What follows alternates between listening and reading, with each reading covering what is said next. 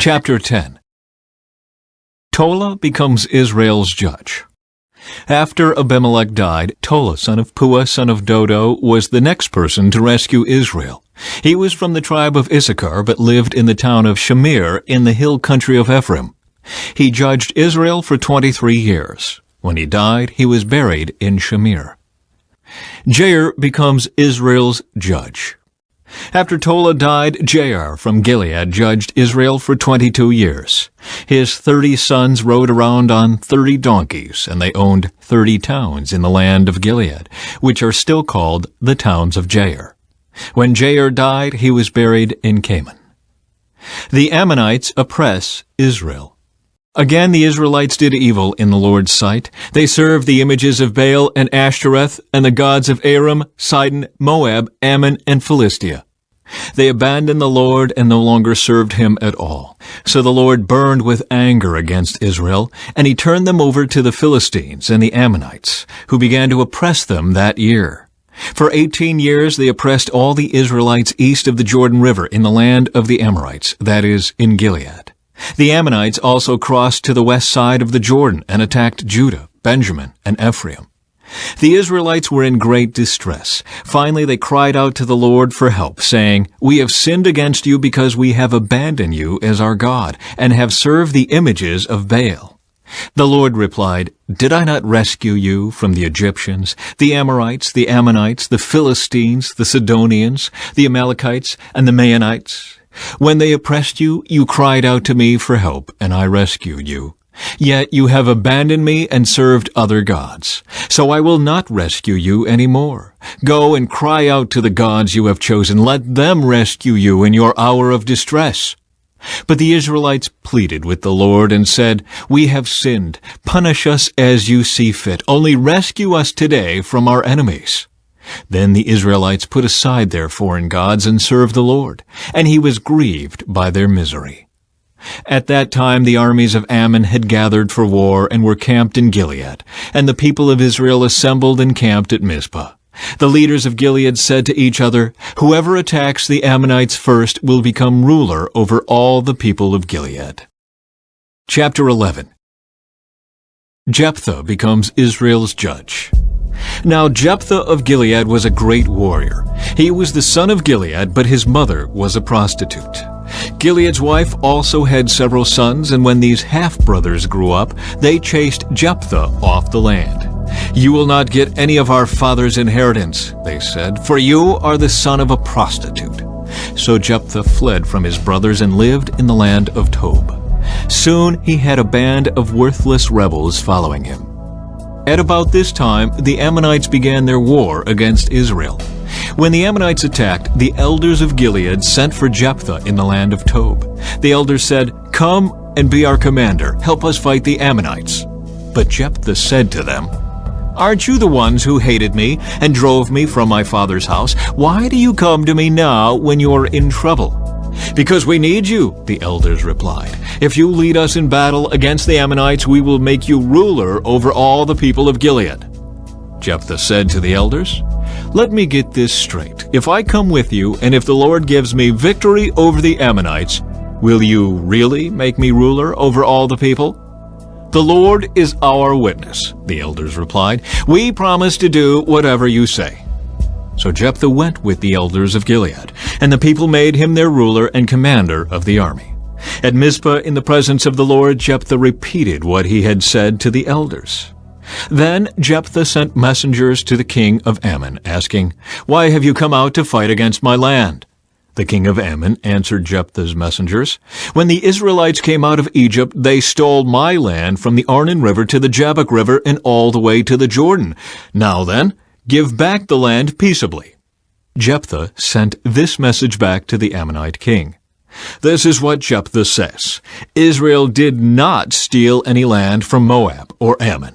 When the people of Israel arrived at Kadesh on their journey from Egypt after crossing the Red Sea, they sent messengers to the king of Edom asking for permission to pass through his land, but their request was denied. Then they asked the king of Moab for similar permission, but he wouldn't let them pass through either. So the people of Israel stayed in Kadesh. Finally, they went around Edom and Moab through the wilderness. They traveled along Moab's eastern border and camped on the other side of the Arnon River. But they never once crossed the Arnon River into Moab, for the Arnon was the border of Moab. Then Israel sent messengers to King Sihon of the Amorites, who ruled from Heshbon, asking for permission to cross through his land to get to their destination. But King Sihon didn't trust Israel to pass through his land. Instead, he mobilized his army at Jahaz and attacked them. But the Lord, the God of Israel, gave his people victory over King Sihon. So Israel took control of all the land of the Amorites who lived in that region, from the Arnon River to the Jabbok River, and from the eastern wilderness to the Jordan. So you see, it was the Lord, the God of Israel, who took away the land from the Amorites and gave it to Israel. Why then should we give it back to you?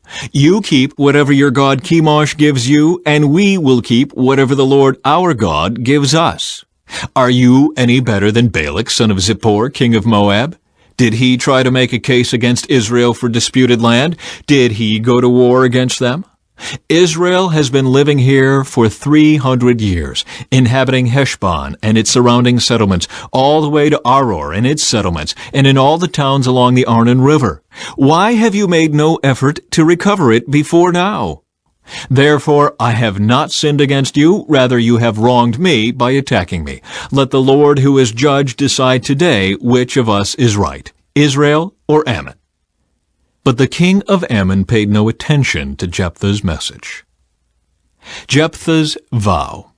At that time the Spirit of the Lord came upon Jephthah, and he went throughout the land of Gilead and Manasseh, including Mizpah in Gilead, and from there he led an army against the Ammonites.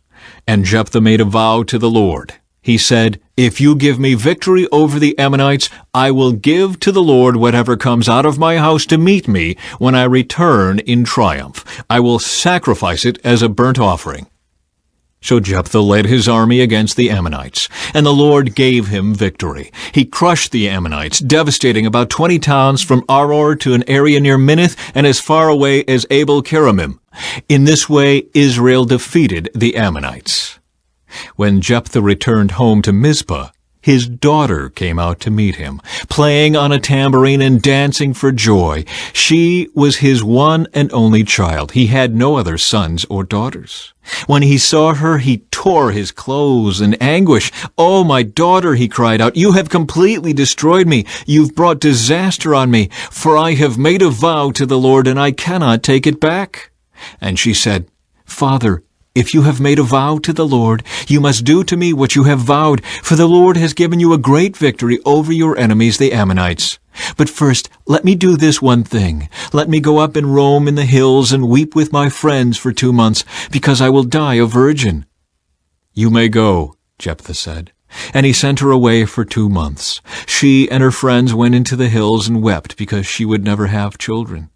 When she returned home, her father kept the vow he had made, and she died a virgin. So it has become a custom in Israel for young Israelite women to go away for 4 days each year to lament the fate of Jephthah's daughter. Chapter 12.